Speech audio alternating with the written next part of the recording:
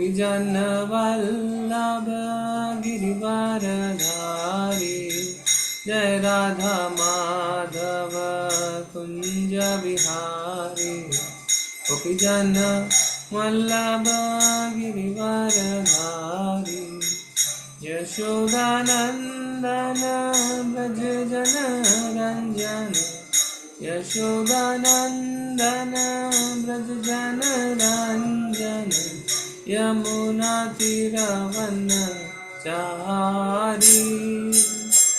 यमुना तीरवनचारी जय राधा माधव कुंज बिहारी गोपीजन वल्लभ गिरिवरधारी जय राधा माधव कुंज बिहारी गोपीजन वल्लभ गिरिवरधारी यशोदानंदन ब्रज जन रंजन यशोदानंदन ब्रज जन रंजन यमुना तीरवनचारी यमुना तीरवनचारी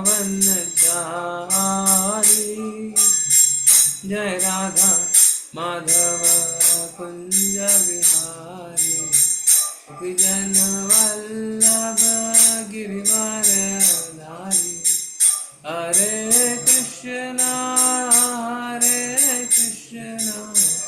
कृष्णा कृष्णा हरे हरे हरे राम हरे राम राम राम हरे हरे हरे कृष्णा कृष्णा कृष्णा हरे हरे हरे राम राम राम हरे हरे। श्री राधा गोविंद भगवान की जय, श्री गौर की जय, श्रीला प्रभुपाद की जय। ओम नमो भगवते वासुदेवाय ओम नमो भगवते वासुदेवाय। ओम नमो भगवते वासुदेवाय ओम नमो भगवते वासुदेवाय।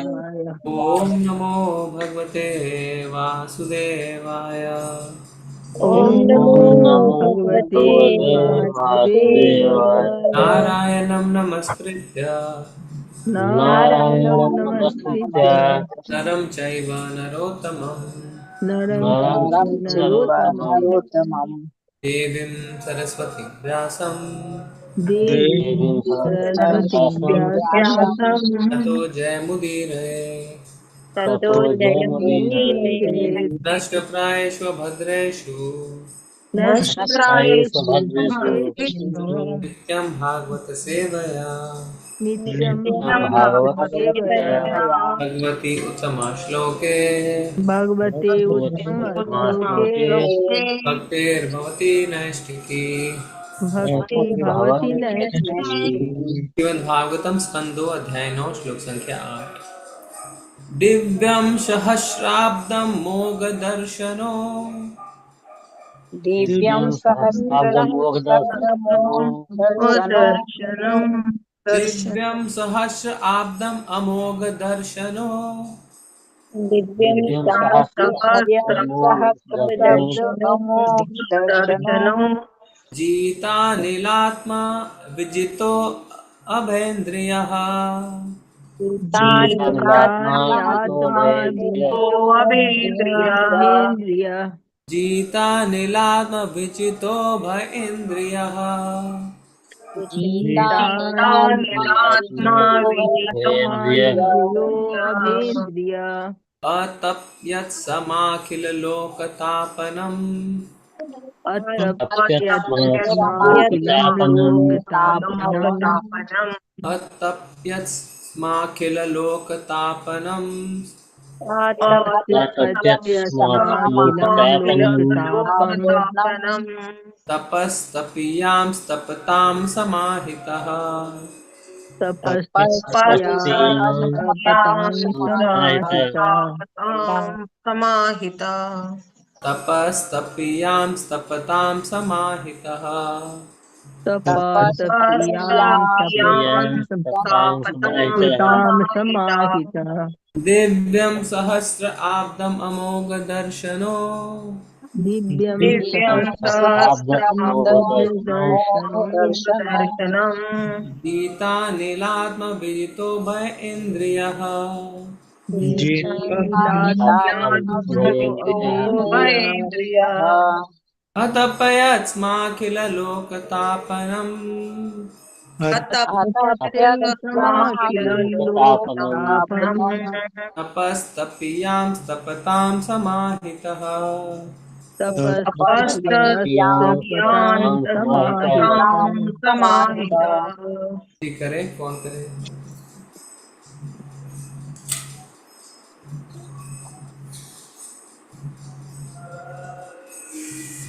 हरे कृष्ण प्रभु जी। दिव्यं सहस्राब्दमोघदर्शनो गीतानिलात्मा विजयतो भयेन्द्रियः अतप्यत् समाखिलोकतापनं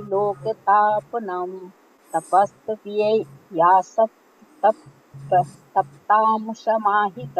हरे कृष्ण। हरे कृष्णा प्रभु जी। सबको सारा प्रणाम। दिव्यं सहस्राब्दम अमोघ दर्शनो आत्मा वितो भीन्द्रिय अतप्यत्नाखिल लोकतापनम तपस्तपयां तपतां समाहित है। हरे कृष्ण। हरे कृष्णा प्रभु जी। दिव्यं सहस्राब्दं मघो दर्शनो जितानिलात्मा विजितो भयेन्द्रियः अतप्तस्माखिलो लोकतापनं तपस्तापियस्तापतं समाहितः। हरे कृष्णा।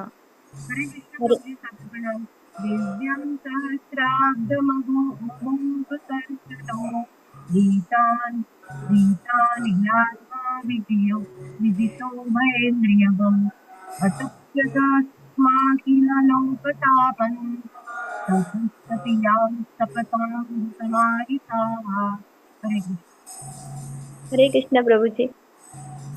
दिव्यं सहस्र अब्दम् अमोघ दर्शनो जिता नीलात्मा विजितो भयेन्द्रिय आतप्यत् समाखिला लोकतापन तपस्तपीयान् तप्तां समाहितः।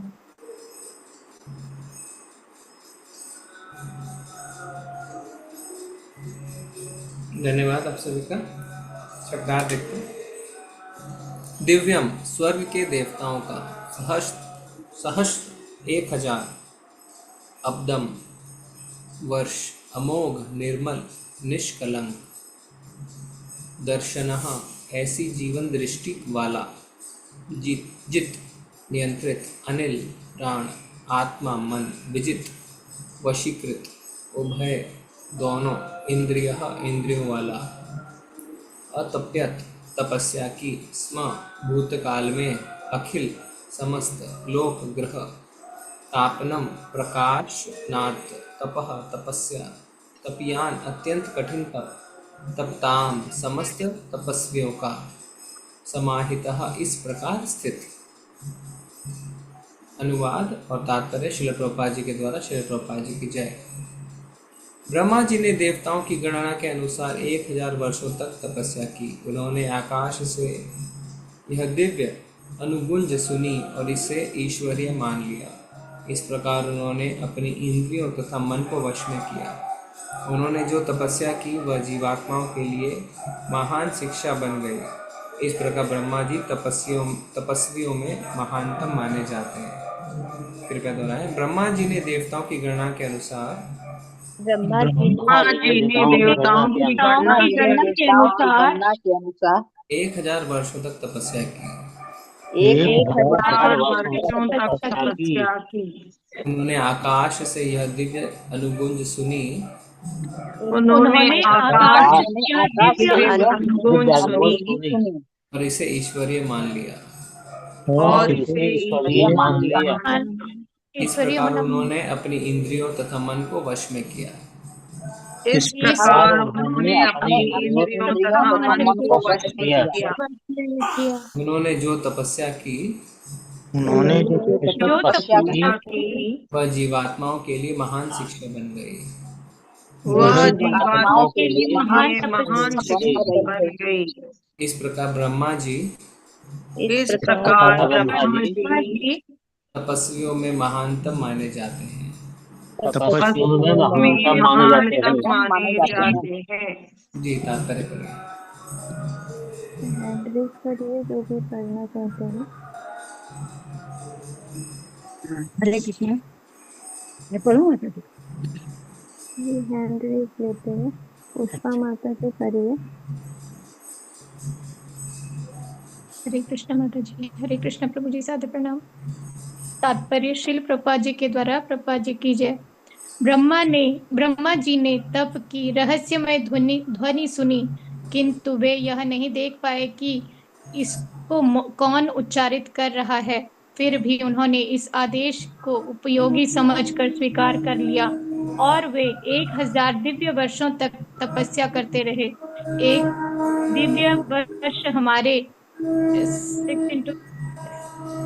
गुणा 30 × 12 × 1000 वर्षों के तुल्य होता है। ध्वनि को स्वीकार करने का मूल कारण यह था कि उनमें भगवान विषयक विशुद्ध दृष्टि थी और इस सही दृष्टि के कारण उन्होंने भगवान तथा भगवान के आदेश में कोई अंतर नहीं माना।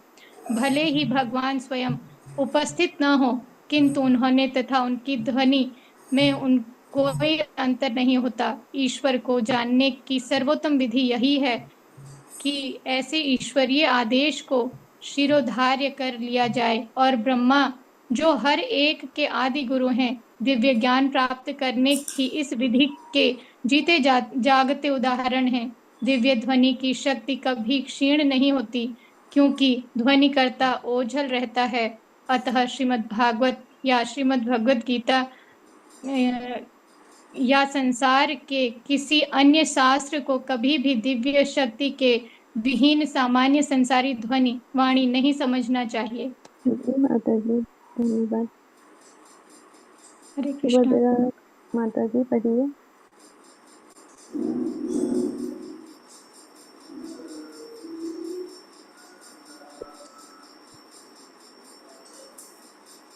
पढ़िए माता जी।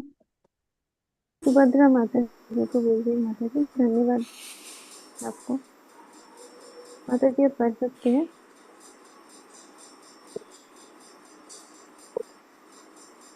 ओके, रक्षा माता जी पढ़िए। हरे कृष्णा। श्रील प्रभुपाद के जय। श्रील प्रभुपाद जी के द्वारा मनुष्य को इस दिव्य ध्वनि को उपयुक्त स्रोत से प्राप्त करके उसे सत्य मानकर बिना किसी हिचक के आदेश के तौर पर पालन करना होता है। सफलता का रहस्य यही है कि प्रामाणिक गुरु से अर्थात उपयुक्त स्रोत से ध्वनि ग्रहण की जाए। संसारी कृत्रिम ध्वनि में शक्ति नहीं होती, अतः अप्रामाणिक व्यक्ति से प्राप्त तथाकथित दिव्य ध्वनि में कोई शक्ति नहीं होती।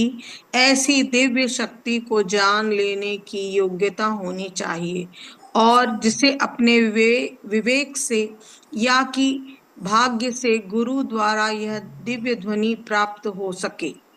समझिए कि उसकी मुक्ति का मार्ग प्रशस्त हो गया, किंतु शिष्य को गुरु के आदेश का पालन करने के लिए उद्यत रहना चाहिए। जिस प्रकार ब्रह्मा जी ने अपने प्रामाणिक गुरु साक्षात भगवान के आदेश का पालन किया था, शिष्य का एकमात्र कर्तव्य है कि वह प्रामाणिक गुरु का आदेश माने और प्रामाणिक गुरु के आदेश का पूर्ण श्रद्धा सहित पालन करना ही सफलता का रहस्य है। ब्रह्मा जी ने अपने दोनों प्रकार की इंद्रियों, कर्मेंद्रियों तथा ज्ञानेंद्रियों पर नियंत्रण प्राप्त किया, हरे क्योंकि कृष्णा। इनका उपयोग हरे कृष्णा माता जी जी। धन्यवाद माता जी। लक्ष्मी माता जी पढ़िए।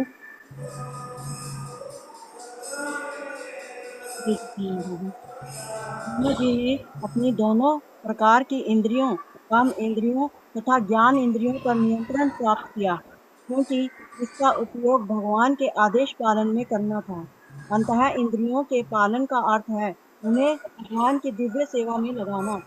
भगवान का आदेश तो प्रमाणित गुरु के माध्यम से शिष्य परंपरा में अवतरित होता है। अंतः प्रमाणित गुरु के आदेश के पालन का अर्थ है इंद्रियों को सचमुच नियंत्रण करना। पूर्ण श्रद्धा तथा निष्ठा के साथ ऐसी तपस्या करके ब्रह्मा जी इतने शक्ति संपन्न बन सके कि वे ब्रह्मांड के सृष्टा हो गए। ऐसी शक्ति प्राप्त करने के कारण ही उन्हें तपस्वियों में सर्वश्रेष्ठ कहा जाता है। जगतगुरु श्री धन्यवाद प्रभुपाद मैडम। की जय। ओम अज्ञानतिमिरन्धस्य ज्ञानाञ्जनशलाकया चक्षुरुन्मिलितं येन तस्मै श्रीगुरुवे नमः। श्रीचैतन्यमनोभीष्टं स्थापितं येन भूतले स्वयं रूपा कदा मह्यं ददाति स्वपदान्तिकं। वन्देऽहं श्रीगुरुं श्रीयुत्पदकमलं श्रीगुरून् वैष्णवांश्च। श्रीरूपं सागरजातं सगन्धगुणातान्वितान्तं सजीवं साद्वैतं सावधूतं परिजनसहितं कृष्णचैतन्यदेवं श्रीराधा कृष्णपादान् सगणललिता श्रीविशाखान्वितांश्च। नमो विष्णुपादाय कृष्णप्रेष्ठाय भूतले श्रीमते भक्तिवेदान्तस्वामिनिति नामिने। नमस्ते सारस्वते देवे गौरवाणी प्रचारिणे निर्विशेषाय शून्यवादी पाश्चात्यदेशतारिणे। वाञ्छाकल्पतरुभ्यश्च कृपा सिन्धुभ्य च पतितानां पावनेभ्यो वैष्णवेभ्यो नमो नमः। हे कृष्ण करुणा सिंधु दीनबंधु जगत्पते गोपेश गोपीकान्त राधाकान्त नमस्ते। सप्तकाञ्चन गौरांगी श्रीराधे वृंदावनेश्वरी वृषभानुसुते देवी प्रणमामि हरिप्रिये। जय हो श्री कृष्ण चैतन्य प्रभु नित्यानंद श्री अद्वैत गदाधर श्रीवासादि गौर भक्तवृंदा। नमो महावदन्याय कृष्ण प्रेम प्रदायते कृष्णाय कृष्ण चैतन्य नामने अतिशय नमः। हरे कृष्णा कृष्णा कृष्णा हरे हरे, हरे राम राम राम हरे हरे। दिव्यं सहस्राब्दममोघ दर्शनो अजिता नीलाभ विजितो भय इंद्रियः तप्यस्माखिल लोकतापनं तपस्तपियां तपतां समाहितः। ब्रह्मा जी ने देवताओं की गणना के अनुसार 1000 वर्षों तक तपस्या की। उन्होंने आकाश से यह दिव्य अनुगूंज सुनी और इसे ईश्वरीय मान लिया। इस प्रकार उन्होंने अपनी इंद्रियों तथा मन को वश में किया। उन्होंने जो तपस्या की वह जीवात्माओं के लिए महान शिक्षा बन गई। इस प्रकार ब्रह्मा जी तपस्वियों में महानतम माने जाते हैं। धन्यवाद। तो श्रील सुखदेव गोस्वामी परीक्षित महाराज के प्रश्नों का उत्तर दे रहे हैं। परीक्षित महाराज के प्रश्न थे, कैसे ब्रह्मांड बना, जीवात्मा कब बद्ध हुई, जीवात्मा क्यों बद्ध हुई, जीवात्मा का क्या कर्तव्य है। उन सारे प्रश्नों का उत्तर देते हुए सुखदेव गोस्वामी ब्रह्मा जी के बारे में बता रहे हैं।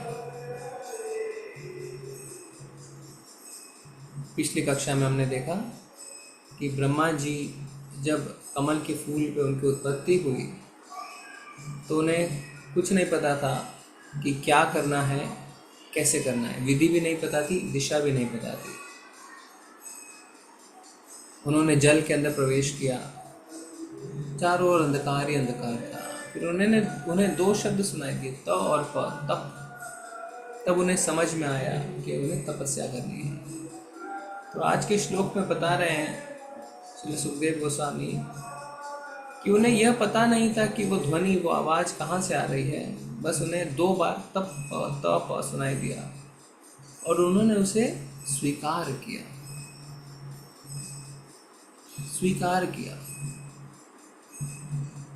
उन्होंने इस बात को स्वीकार किया कि यह भगवान का ही आदेश है और मुझे तपस्या करनी चाहिए। तो भक्ति जीवन में आगे बढ़ने के लिए निर्देशों को स्वीकार करना पड़ता है, एक्सेप्ट करना पड़ता है। प्रभुपाद जी तात्पर्य में बता रहे हैं, भक्ति जीवन के सक्सेस का, भक्ति जीवन में उत्तीर्ण होने का जो कुंजी है, जो सीक्रेट है, वो क्या है? इंस्ट्रक्शंस को एक्सेप्ट करना, पूरी श्रद्धा और समर्पण के साथ, फुल फेथ एंड सिंसियरिटी। वास्तव में अगर आप देखें तो कोई भी चीज का, कोई भी विधि का अगर आप पूर्ण लाभ उठाना चाहते हैं तो आपको उसे पूर्णतः स्वीकार करना पड़ता है।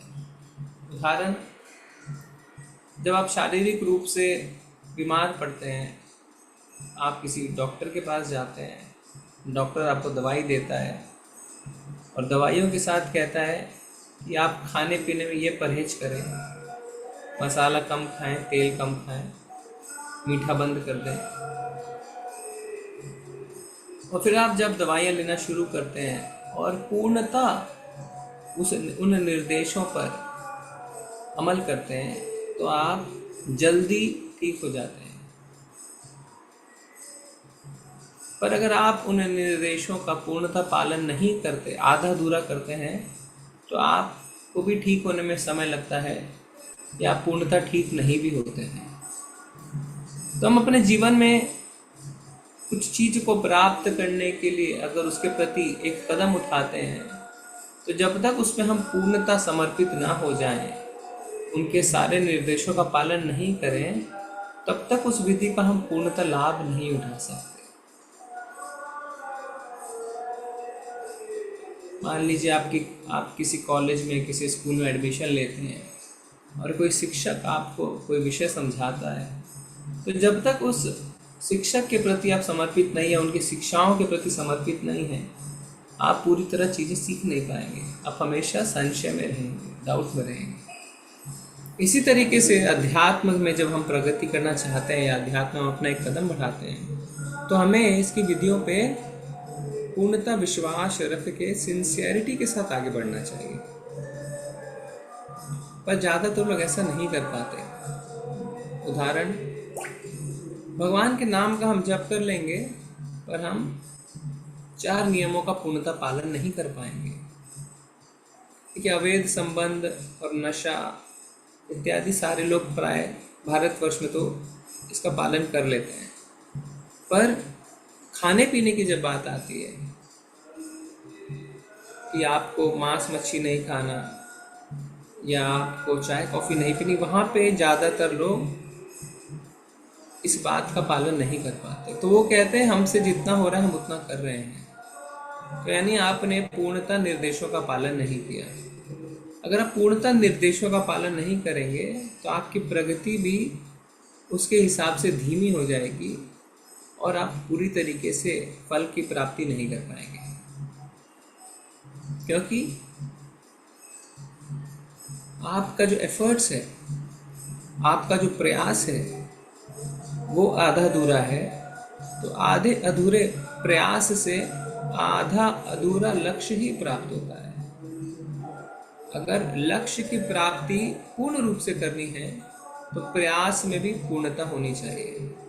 अगर प्रयास में पूर्णता नहीं रहेगी तो लक्ष्य में भी पूर्णता नहीं रहेगी। कोई व्यक्ति जो स्पोर्ट्समैन है, खेल कूद करता है, उसे ओलंपिक्स में जाना होता है, विश्व विजेता बनना होता है, तो उसे एक एक कमजोरी पे विजय हासिल करनी होती है। वो ये नहीं कह सकता है कि हाँ मैं 100 मीटर रेस दौड़ूंगा पर मैं ये कार्य नहीं करूँगा। अगर वो ऐसा कहता है तो वो विश्व विजेता नहीं बन सकता। विश्व विजेता बनने का वही जो पूर्णता, श्रद्धा और समर्पण के साथ उस विधि में बताए गए नियमों का पालन करेगा।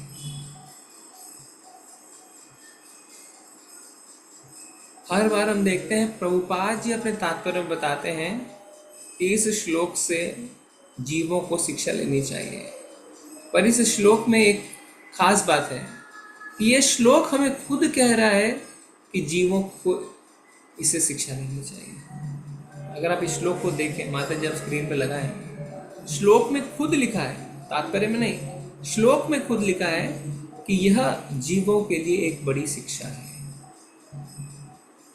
यानी श्रील सुखदेव गोस्वामी जब बता रहे हैं तो वो खुद कह रहे हैं ये सबके लिए शिक्षा है। नहीं तो जनरली क्या होता है, ब्रह्मा जी ने क्या किया वो बताया जाता है, कि तात्पर्य में प्रभुपाद जी बताते हैं कि इससे मनुष्य को शिक्षा लेनी चाहिए, पर इस श्लोक में खुद लिखा है कि इससे मनुष्य को शिक्षा लेनी चाहिए। माता जी आप स्क्रीन पे लगा सकते हैं, नहीं तो मैं इंग्लिश में दिखाता हूँ, ठीक है। देखिए क्या लिखा है यहाँ पे, और a great lesson for the living entities, कि जो जीव हैं उनके लिए इसमें एक बहुत बड़ी शिक्षा छिपी है। श्लोक के अंदर ही लिखा है कि जीवों के लिए शिक्षा है।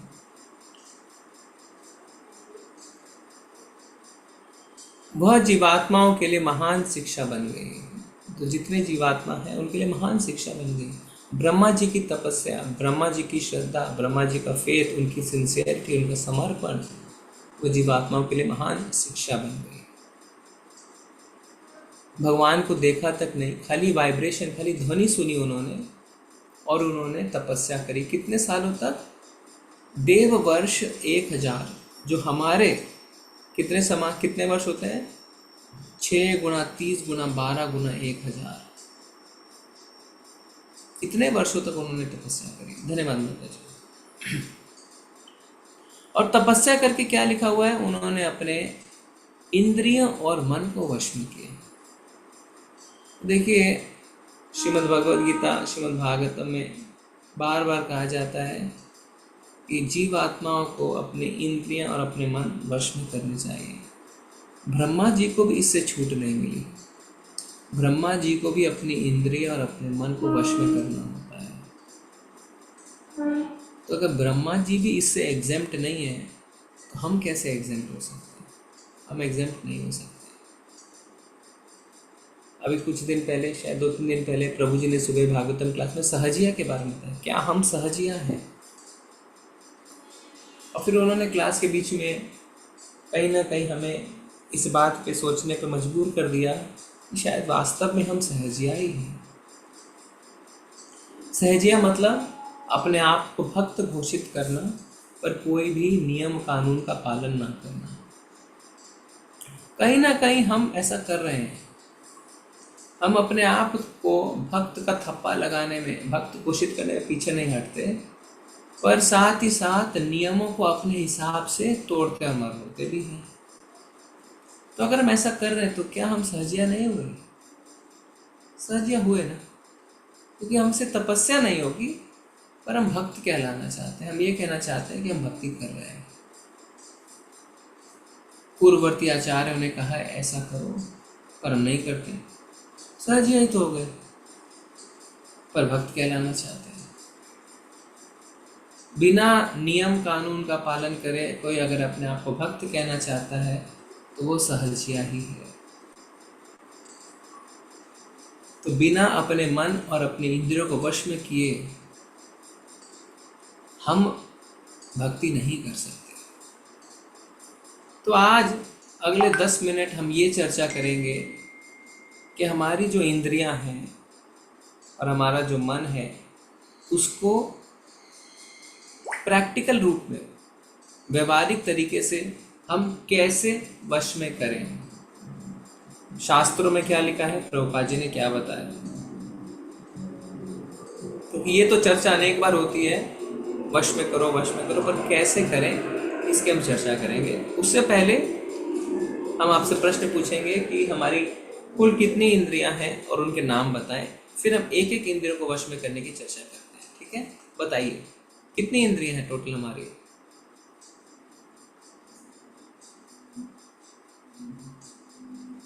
पंचेंद्रिया। हरे कृष्ण प्रभु जी।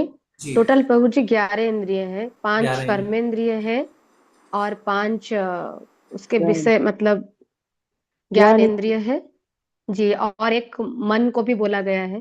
ठीक है। ये इतना आपने बताया, धन्यवाद।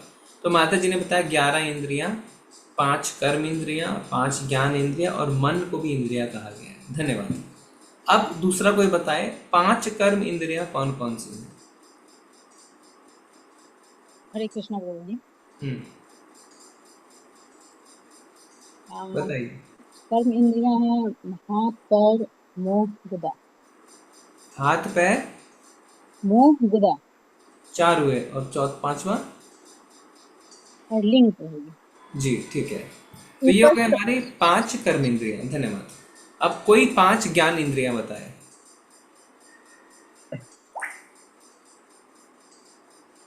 आँख, 2 आँख, 2 कान, नाक। हम्म, आँख, नाक, कान, त्वचा। और पांचवा? जीभा, है ना, टंग। ठीक है। तो ये हो गए हमारी 5 ज्ञान इंद्रियां और मन। तो टोटल हो गए हमारे 11। अब हम ज्ञान इंद्रियों से शुरू करते हैं और आप बताएंगे एक एक करके कि कैसे हम इनको वश में करें। नंबर 1, ज्ञान इंद्रियों में आंखें। आंखों को कैसे वश में कर सकते हैं? भगवान जी के दर्शन करके। अच्छा, ऐसा करते हैं, रुकिए। वश में करने से पहले हम ये भी चर्चा करेंगे कि वश में करना क्यों, मतलब आज की स्थिति क्या है और क्या स्थिति होनी चाहिए। तो आंखें क्या चाहती हैं? अच्छा देखना प्रभु जी, अच्छा अच्छे अच्छे दृश्य देखना। देखना। हाँ, और अच्छा देखना तो है ना, पर अच्छे देखने को हम क्या सोचते हैं? पुरुष महिलाओं को अच्छा देखना चाहते हैं, महिला पुरुष को देखना चाहती है। ये हम अपनी आंखों का इस्तेमाल करना चाहते हैं। तो हम कैसे इसको वश में कर सकते हैं? भगवान के का अच्छे दर्शन। विग्रह का भगवान जी के चरण दर्शन करके। भगवान के दर्शन करके। Very good. इसके लिए हम एक उदाहरण भी लेते हैं। जब लेवल 1 का हम प्रेजेंटेशन करते हैं तो उसमें हम जानवरों के माध्यम से 5 इंद्रियों को के बारे में हम उदाहरण लेते हैं। तो आंख के लिए हम एक उदाहरण लेते हैं। कौन सा उदाहरण लेते हैं? कि कैसे एक जानवर अपनी आंखों के कारण अपनी जान से हाथ धो बैठता है। प्रभु जी पतंगा। पतंगा, बिल्कुल सही। पतंगे जो होते हैं वो रोशनी, अग्नि की रोशनी के प्रति इतने ज़्यादा आकर्षित हो जाते हैं और उनके आंखों को तृप्त करने के लिए वो उस अग्नि में ही जाके गिर जाते हैं, मर जाते हैं। तो आपकी आंखें आपको फंसा रही हैं, आप देखिए, है ना। नंबर 1। नंबर 2, नाक। नाक की आज की अवस्था क्या है? नाक आपको क्या करना चाहती है? नाक खुशबू सूंघना। हाँ, सूंघना, खुशबू अच्छा सूंघना। हाँ, खुशबू सूंघना चाहती है, पर ये आपको फंसा कैसे रही है? मतलब इसमें खराब क्या है? हम भगवान के फ्लावर्स नहीं सूंघते तो फिर वो खराब हो जाता है। क्यों क्यों? बा- कैसे कैसे? हम एक उदाहरण लेते हैं ना। किसका उदाहरण लेते हैं? भंवरे का उदाहरण लेते अनातोरी। हैं। हम्म? भंवरा। भंवरा क्या होता है? भंवरा पुष्प की सुगंध लेना चाहता है और अंत में क्या होता है? जो जिस कमल के जल अंदर में, अटक जाता है। हाँ, कमल के या तो अंदर अटक जाता अटक जाता है या तो पानी में गिर के मर जाता है। तो अपने नाक को तृप्त करने के चक्कर में वो मरता है। इसी तरीके से आप देखें, मनुष्य जो है वो अपने नाक के कारण फंसता है। कैसे? हर चीज को जब आप सूंघते हैं तो आपके अंदर काम भावना उत्पन्न होती है ना। इसीलिए आप देखेंगे जो लोग आकर्षित दिखना चाहते हैं, महिलाएं पुरुष, वो अपने ऊपर बहुत परफ्यूम छिड़कते हैं जिससे आप उस सुगंध से आकर्षित हो। या कोई खाना है ना, खाने का एरोमा, जो खाने की सुगंध से आप आकर्षित होते हैं और इंद्रिय तृप्ति में लग जाते हैं। तो ये जो है नाक भी हमें फंसाती है। नाक को कैसे वश में कर सकते हैं? है। भगवान के फूल जो भगवान के खुशबू। भगवान जी को अर्पित पुष्प को, पुष्पिका सूंघकर और पुष्प सूंघकर। उनके अगरू को सूंघना पुष्प में। हाँ, तो इसमें शास्त्र में एक बहुत सुंदर उदाहरण है। किसका उदाहरण है? 4 कुमारों का उदाहरण आपको चार पता है? कुमार। हाँ, जी बताइए प्रभु माता जी, जी। क्या उदाहरण है? वो जी चार कुमार जो थे वो मतलब निरंकारवादी थे, मतलब निर्विशेषवादी थे। तो वो भगवान को नहीं मानते थे। जब वो वैकुंठ में गए और फिर दरबारियों ने उन्हें जाने नहीं दिया, जो रावण और कुंभकर्ण बनते हैं, तो उन्होंने जाने नहीं दिया, तो उन्होंने उनको श्राप दे दिया। और श्राप देने के बाद फिर वो मृत्यु लोक में 3 बार उन्होंने जन्म मृत्यु मतलब जिए और फिर वापस पहुंच गए। लेकिन बाद में जब भगवान को पता लगा कि मेरे मेरे जो भक्त है उनके साथ ऐसा हो रहा है, तो वो आए जल्दी से। और फिर उन्होंने उनको बोला कि उन्हें आने दो। उन्होंने भगवान के चरणों में अर्पित जो तुलसी दल है वो सूंघा, तो वो भक्त बन गए भगवान जी के। Very good, Hare thank you Krishna. माता जी। भक्त भगवान के चरणों पे पड़ी तुलसी दल को सूंघ के ही भक्त बन गए। तो देखिए, नोट करिए, ये नहीं कहा जा रहा है कि अपनी इंद्रियों का दमन कर लीजिए, मतलब आंखें फोड़ लीजिए, नाक काट लीजिए, ऐसा नहीं कहा गया है। नहीं तो कहा जा सकता था, जैसे बिल्व किसने फोड़ी थी अपनी आंखें, बिल्वमंगल ठाकुर जी ने प्रभु जी। बिल्वमंगल ठाकुर। है ना। पर यहाँ पे शास्त्र ये नहीं कह रहे हैं कि आंखें फोड़ लो, शास्त्र ये नहीं कह रहे हैं कि नाक बंद कर लो। मायावादी ऐसा ही करते हैं, कोई सुंदर पुष्प को, कोई सुंदर चीज को देख के आंखें बंद कर लेते हैं, कुछ सुंदर सुगंध नहीं सूंघना चाहते हैं। पर यहाँ पे हमें क्या बताया जा रहा है, इस चीज को भगवान की ओर मोड़ दो। यानी आंखें तृप्त करनी है, हाँ करनी है। कैसे करो, भगवान के दर्शन करके करो। एक उदाहरण भी आता है शास्त्र में कि किस तरीके से एक व्यक्ति सिर्फ अपनी पत्नी या गर्लफ्रेंड उसको देखता रहता था, तृप्ति नहीं होती थी उसकी आंखें। फिर उसे बताया गया कि अगर आप एक बार भगवान के दर्शन कर लें तो आप अपनी गर्लफ्रेंड को देखेंगे भी नहीं। तो जब उन्होंने भगवान के दर्शन कर लिए तो उन्हें अपनी गर्लफ्रेंड की खूबसूरती पे थू नाक को भी तृप्त करना है तो भगवान पे चढ़े सुगंधित पुष्प से तृप्त कर सकते हैं। हाँ, कान क्या चाहता है, अच्छा सुनना प्रभु जी। अच्छा सुनना, है ना। तो आप देखेंगे एक ब्रह्मचारी को, एक सन्यासी को स्त्री की आवाज सुनना भी नहीं चाहिए, क्योंकि स्त्री की मधुर आवाज सुन के भी वो उससे आकर्षित हो सकता है। देखिए आप, शास्त्र ऐसा कहते हैं। कान हमें फंसा सकते हैं। कान के लिए हम एक जानवर का उदाहरण लेते हैं, किसका? प्रभु जी हरे कृष्ण। हाथी। हिरण। हाथी हिरण हाँ, प्रभु जी। हिरण। हिरण। हिरण। हिरण। हाँ, तो हिरण अपने कानों के कारण कैसे फंस जाता है? म्यूजिक सुनता है प्रभु जी। हाँ, जो प्रकार की सीटी होती है विशेष प्रकार की, उसको सुन के वो शिकारी के बगल में आके खड़ा हो जाता है और शिकारी उसे मार देता है। तो अपने कानों को हमें कैसे तृप्त करना है? प्रभु के भजन सुन के प्रभु। शास्त्र एकदम पढ़कर, श्रवण करके, शास्त्र सुनकर, श्रवण करके। आपको का श्रवण। श्रवण अपने कानों को भगवान के गुण, नाम, यश, कीर्तन इत्यादि को सुनने में लगाना है। Very nice. फिर आते हैं हम जीभा। जीभा क्या चाहती है? अच्छा खाना। अच्छा खाना, स्वाद। तो इसके लिए भक्ति विनोद ठाकुर क्या कहते हैं जीभा के लिए? प्रसाद पाओ। हाँ, तो उसके लिए वो क्या कहते हैं? जीभा इतनी खतरनाक है, लोभोमय उसको बताने। सुदूरमति। जीवा हाँ, लोभोमय लोभमय सुदूरमति। सुदमति ताके सुदूरमति। जी सही। कहते तारे हैं मध्य जीवा तार अति। मध्य जीभा अति, लोभमय सुदुर्मति, ताके जेता कठिन संसार। व्यक्ति विनोद ठाकुर कहते हैं जितनी हमारी इंद्रियां हैं उसमें सबसे ज्यादा खतरनाक है जीभा। तार मध्य मतलब उसके बीच में, उसमें मतलब सारी इंद्रियों के बीच में जीभा। तार मध्य जीवा अति, अति मतलब बहुत। तार मध्य जीवा अति, लोभमय सुदुर्मति, इतनी लोभी, इतनी लालची है, दुर्मति, ताके जेता कठिन संसार, इस संसार में उसको जीतना मुश्किल है। पर उसका उपाय क्या है? कृष्ण बड़ो दयामय कोरी बारे जीवा जो है। कृष्ण इतने दयालु हैं कि अपनी जीभा पे, हरे कृष्ण, नामेश्वर प्रभु इस दिन, हरे कृष्ण प्रभु, 1 मिनट। ओ प्रभु has left. I think he was joining for some other. वो प्रभु ही शायद लगता है किसी चीज को ज्वाइन। कोरी बारे जीवा जो है सौ प्रसाद अन्न दिलो भाई, उन्होंने अपना प्रसाद दे दिया। तो जीव पे कैसे कंट्रोल कर सकते हैं? भगवान का प्रसाद बताइए। खाकर और प्रसाद शास्त्र पाकर, सुनकर। प्रसाद शास्त्र पढ़कर। पाके। तो इसके लिए हम एक उदाहरण लेते हैं एक जानवर का। कौन सा जानवर? जानवर नहीं पर मतलब सी फिश का उदाहरण लेते हैं ना, कि कैसे मछली अपनी जीभा को कंट्रोल में नहीं रख पाती और खाना खाने के लिए वो कांटे में फंस जाती है। करेक्ट है ना? तो उसकी जीभ के कारण उसे अपने प्राणों से हाथ धोना पड़ता है। और चौथा कौन सा ज्ञान इंद्रिया? त्वचा।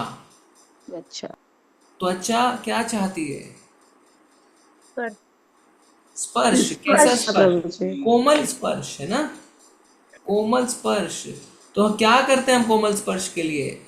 Illicit sex. करेक्ट? गलत यौन संबंध बनाते हैं। अगर आप देखें तो यौन संबंध क्या है? वो त्वचा का सेटिस्फैक्शन ही है और कुछ भी नहीं है। तो कैसे हमें त्वचा में फंसा सकती है? इसके लिए हम कौन से जानवर का उदाहरण लेते हैं? हाथी का। हाथी। हाथी का। हाथी। हाँ, हाथी को पकड़ने के लिए एक हथनी को रखा जाता है दूर पे, और दोनों के बीच में एक बड़ा गड्ढा बनाया जाता है, उस पे घास फूस इत्यादि रख दिए जाते हैं।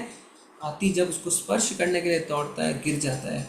देखिए, एक हाथी जो राजा की तरह पूरे जंगल में घूमता रहता है अपने झुंड के साथ, अपने फैमिली के साथ, वो कोई छू भी नहीं सकता है ना, शेर भी उसको अटैक नहीं कर सकता है, पर वो मात्र 5, 10, 15 मिनट के उस अपने आनंद के लिए हथनी के साथ रगड़ करके उसको जो आनंद मिलना है उसके लिए वो अब पूरे जीवन अब उसके पैरों में चेन बांध दी जाएगी। कुछ क्षणों के इंद्र तृप्ति के लिए पूरे जीवन का गुलाम। हमारे साथ भी ऐसा होता है। कैसे? अगर आप देखें तो बड़े बड़े पॉलिटिशियंस, बड़े बड़े स्पोर्ट्स स्टार्स, बड़े बड़े बिजनेसमैन को एक तरीके से फंसाया जाता है। क्या कहते हैं उसे इंग्लिश में? हाँ, ट्रैप। Honey trap. सुना हाँ, आपने यार। इसमें हनी ट्रैप? यस प्रभु जी। प्रभु जी सुना है। हनी जी ट्रैप प्रभु जी। मतलब एक स्त्री के माध्यम से उसे फंसाया जाता है और वो गिर जाता है। यहाँ तक कि बड़े बड़े राजाओं को भी इसी तरीके से फंसाया गया, बड़े बड़े ऋषि मुनियों को भी इसी तरीके से फंसाया गया। Honey trap.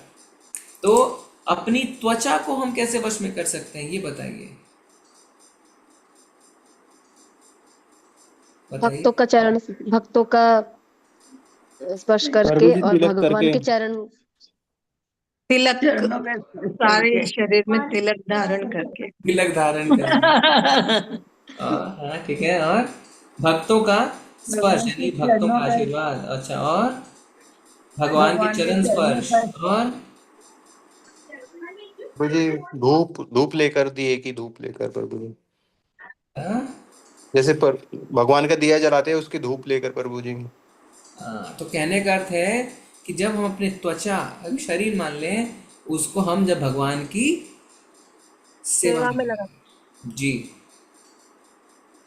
शास्त्र कहते हैं भगवान को दंडवत प्रणाम करने से हमारा शरीर निर्मल होता है, हमारा शरीर स्वच्छ होता है। खाली दंडवत प्रणाम करने से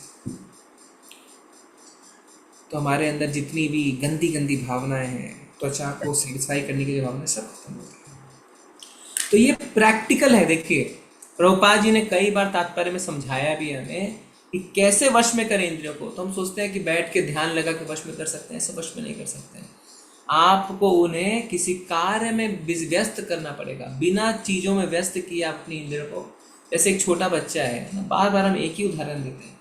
एक छोटा बच्चा जो बहुत बदमाश है, आप उसको ये नहीं कह सकते चुप बैठो, 2-3 मिनट 4 मिनट चुप बैठेगा, पर बाद में फिर शैतानी करेगा। पर अगर आप उसे एक सकारात्मक कार्य में लगा देंगे तो बदमाशी नहीं करेगा। तो हमारी इंद्रियां उस छोटे बच्चे की तरह हैं। आप सोचें कि मैं पूरी तरीके से निचोड़ के खींच के कछुए की तरह बैठ जाऊं, नहीं बैठ पाएंगे।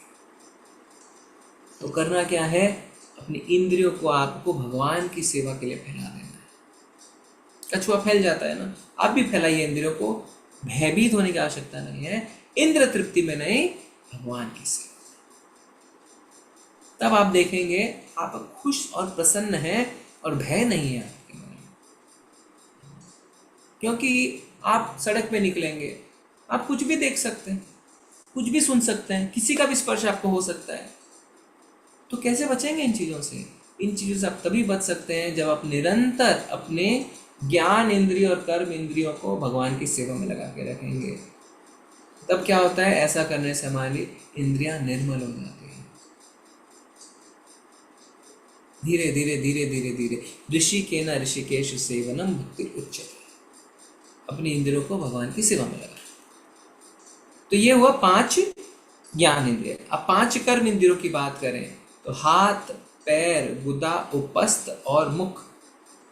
तो हाथ और पैर के लिए बार बार बताया जाता है, हाथों से हम कितने तरीके से भगवान की सेवा कर सकते हैं ना। हाथों से तो सारी सेवा जनरली होती है, भगवान के लिए भोग बनाना, फूलों की माला बनाना, सफाई अभिषेक करना, भगवान का श्रृंगार करना।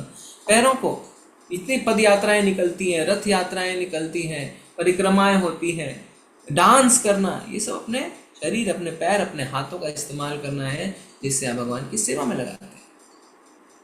अपने मुख को भगवान के लिए भजन गाना, शास्त्रों का पठन करना, दूसरे भक्तों की ग्लोरिफिकेशन करना, है ना। इन सब चीज़ों से आप देखेंगे कि आप अपनी इंद्रियों को फैला भी रहे हैं पर फंस भी नहीं रहे हैं। प्रसाद खाना, प्रसाद खाना, बिल्कुल सही, ठीक है। अब क्या है, मन को भी भगवान की सेवा में लगाना है। अर्जुन ने कहा चंचलम ही मना कृष्ण प्रमादी बलभद्रम, मैं कैसे करूं, इतना चंचल है मन। भगवान ने कहा सही कह रहे हो अर्जुन, तुम सही कह रहे हो, पर इसका मतलब ये नहीं कि मन को वश में नहीं किया जा सकता है। मन को वश में करने के लिए क्या करना है, अभ्यास हेतु कौन्तेय वैराग्य चोच्यते, अभ्यास और वैराग्य से मन को वश में किया जा सकता है, प्रैक्टिस।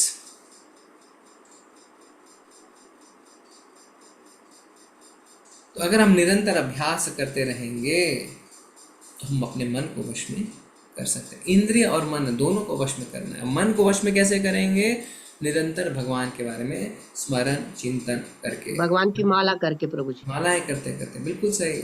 मन मना, भगवान कहते हैं मन मना, हमेशा मेरे बारे में सोचते रहो, चिंतन मेरे बारे में ही करो,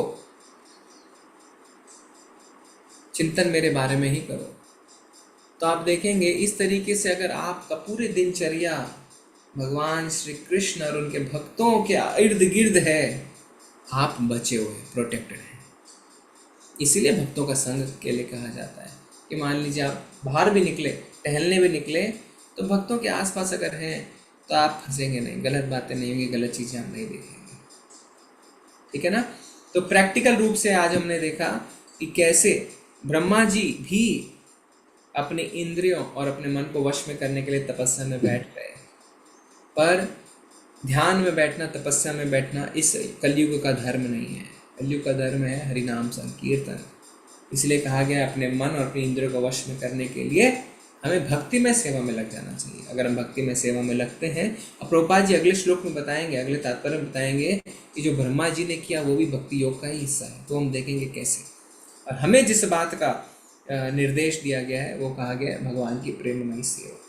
जैसा बने वैसे हमें भगवान की सेवा करते रहनी चाहिए, जिससे अपनी इंद्रियों को लगातार लगातार लगातार लगातार हम भगवान की सेवा में लगा के रखें। ठीक है, तो आशा करते हैं आप सब आज की चर्चा से सहमत हैं। अगर किसी को कुछ इसमें जोड़ना है या किसी का कोई प्रश्न है तो पूछ सकते हैं। हरे कृष्ण।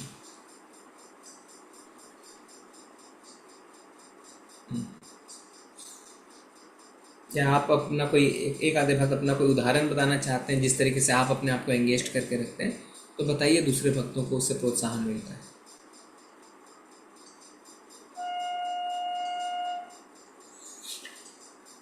हरे कृष्ण प्रभु जी, सादर प्रणाम। प्रभु जी, अब पहले मतलब फ्रेंड्स से बातें करना, ये सब फोन का ऐसे दुरुपयोग अभी लगता है कि दुरुपयोग करते थे, अभी नहीं होता है। कोई क्लास के समय अगर किसी का कॉल भी आ गया तो बहुत इरिटेशन होता है, ब्रजल्पा लगता है वो, अभी सब किसी से बातें करने का मन नहीं होता। जी जी, तो माता जी क्लासेस क्या करते हैं, अपने समय को क्लास सुनने में, लेक्चर सुनने में, भागवतम पढ़ने इत्यादि में लगाते हैं। यानी प्रयास यही है कि हम ज़्यादा से ज़्यादा हम जो भी कार्य करें, और घर की जो दिनचर्या वाली कार्य हैं वो भी भगवान से जोड़ दी जाती है ना। अब माताएं काफ़ी समय निकालती हैं किचन में, तो वो आप भगवान के लिए भोग बना रहे हैं, तो अब ये क्या रहा, वो आपकी इंद्र तृप्ति नहीं रही, है ना, वो भगवान की सेवा बन गई। ठीक है, इसी तरीके से आप कोशिश करके जैसे जैसे हो वैसे वैसे अपने दिनचर्या को, अपने कार्य को भगवान से जोड़ते जाइए। प्रभु जी, एक प्रश्न पूछ सकती हूँ? बिल्कुल माता जी, पूछिए। मुझे नहीं पता मेरे को पूछना चाहिए या नहीं, पर मैंने एक बार गणेश पुराण सुना था, तो उसमें ये ब्रह्मा जी का ये था कि उनको ये प्रेरणा हुई, उनको आवाज ये आई कि उन्होंने कुछ भक्ति करी, उसके बाद उन्हें ये कहा गया कि उन्हें गणेश जी की भक्ति करनी पड़ेगी, तप करना पड़ेगा, और तब उनको वो बुद्धि मिलेगी कि जिससे वो सृष्टि की रचना कर सके, वेद लिख सके, वेद उत्पन्न कर सके, ये सब तब होगा। तो मैं कंफ्यूज हो रही हूँ कि किस तरह हुआ होगा। जी, क्या है माता जी, मैं बताऊं आपको कि ये जो आप गणेश पुराण की बात कर रहे हैं, कई लोग कहते हैं शिव पुराण में ये लिखा है, और दुर्गा जी का जो पुराण है, उसमें कुछ लिखा है। जी, होता क्या है कि कई पुराण हो सकते हैं। पहले श्रीमद् भागवतम जो हम पढ़ रहे हैं उसे कहते हैं अमल पुराण, और जो श्रीमद् शब्द है, श्रीमद् शब्द केवल 2 ग्रंथों के आगे लगा हुआ है, श्रीमद् भगवत गीता और श्रीमद् भागवतम।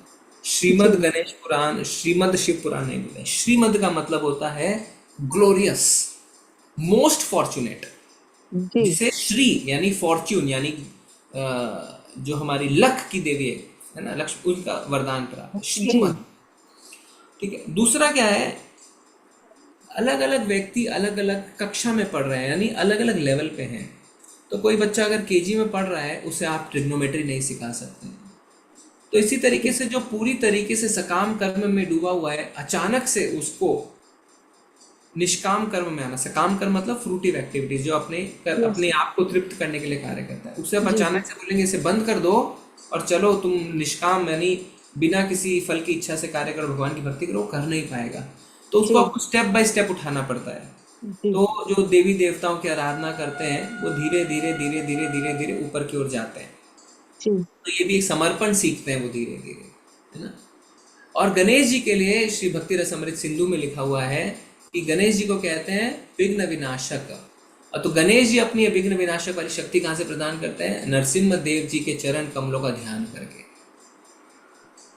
तो भक्ति रसमृत सिंधु अगर आप ग्रंथ पढ़ेंगे उसमें लिखा है गणेश जी भी निरंतर नरसिम्हा देव जी के चरणों का ध्यान करते हैं, जिससे उन्हें विघ्न विनाशक की पद वो मिली है कि वो विघ्न विनाशक कर सकते। और नरसिम्हा देव जी कौन है? साक्षात भगवान श्री कृष्ण जी।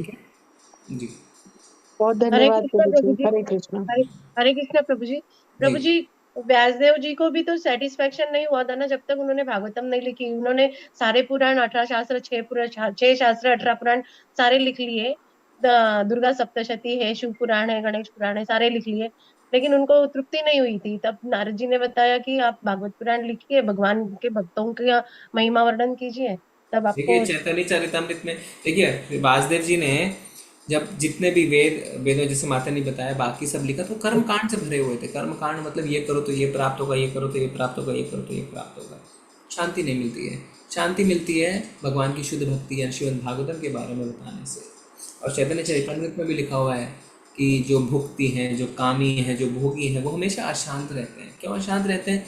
ये चाहिए, ये चाहिए, ये चाहिए, इसकी पूजा कर लो, इसकी पूजा कर लो। और जो भगवान का भक्त है वो सदा शांत रहता है, क्योंकि उसको कुछ चाहिए नहीं। अगर आप देखें सबसे सुखी व्यक्ति, सबसे खुश जो है, सबसे शांत वही होता है जिसको कुछ नहीं चाहिए। एक कहानी प्रभु जी हम भी कोशिश करते हैं। जिस माता जी एक कहानी आती है कुछ लेवल तक प्रभु जी हम भी कोशिश करते हैं। जी माता और ऐसा हो भी रहा है कि हमें कुछ नहीं चाहिए। जी जी ठीक है, तो चलेंगे क्योंकि 8:30 बजे से इस लिंक पे एक मीटिंग है। तो आप सबको बहुत बहुत धन्यवाद। कृपा सिंधु पतितानां पावनेभ्यो वैष्णवेभ्यो नमो नमः। प्रभु जी एक स्टोरी सुना देते थे ना, वो स्टोरी सुना दीजिए ना प्रभु जी। चलिए ठीक है, 1 मिनट में जल्दी से बताता हूँ, कोई प्रश्न मत पूछिएगा। तो स्टोरी ये है कि एक बहुत बड़ा सेठ एक बीच पे से सी बीच पे से गुजर रहा था, और उसने देखा कि एक मछुआरा बैठ के वहाँ पे 2 पेड़ों के बीच में वो जो झूलने के लिए होता है ना, हैमॉक कहते हैं, उस पे लेट के आराम से मजे कर रहा था। तो उस श्रेष्ठ ने उससे कहा कि क्या तुम आलसी की तरह यहाँ पे लेटे हो, क्या जाओ क्या करो, कुछ काम करो। बोला क्या काम करना? बोला जाओ नदी में जाओ, बहुत सारी मछलियाँ पकड़ के लाओ। तो बोला फिर उसके बाद? बोला मछलियाँ पकड़ के लाओ और उसको बेचो। बोला उसके बाद उसका बेचेगा, बहुत पैसे कमाओ। फिर उसके बाद पैसे कमा के बड़ा बंगला बनाओ, बहुत सारी गाड़ियाँ खरीदो। फिर उसके बाद एक सी बीच पे अपना बंगलो बनाओ। उसके बाद सी बीच पे ऐसे हैमॉक पे लेट के आराम करो। तो बोला अभी मैं क्या कर रहा हूँ? अभी मैं वही तो कर रहा हूँ। तो इतनी सारी चीजें करने के बाद अल्टीमेटली वही कर रहा है जो कर रहा था। इसलिए इसको कुछ नहीं चाहिए, वो सबसे ज्यादा प्रसन्न और सबसे ज्यादा खुश। ठीक है, इसी बताने की कोशिश। हरे कृष्ण। जी हरे कृष्ण। बहुत बहुत धन्यवाद। वांछा कल्पतरुभ्यश्च कृपा सिन्धुभ्यः च पतितानां पावनेभ्यो वैष्णवेभ्यो नमो नमः। अनंत कोटि वैष्णव वृंद की जय। नामाचार्य श्रील रविदास ठाकुर की जय। श्रील प्रभुपाद की जय। ग्रंथ राज की जय। हरे कृष्ण। सभी हरे कृष्ण प्रभु जी, धन्यवाद।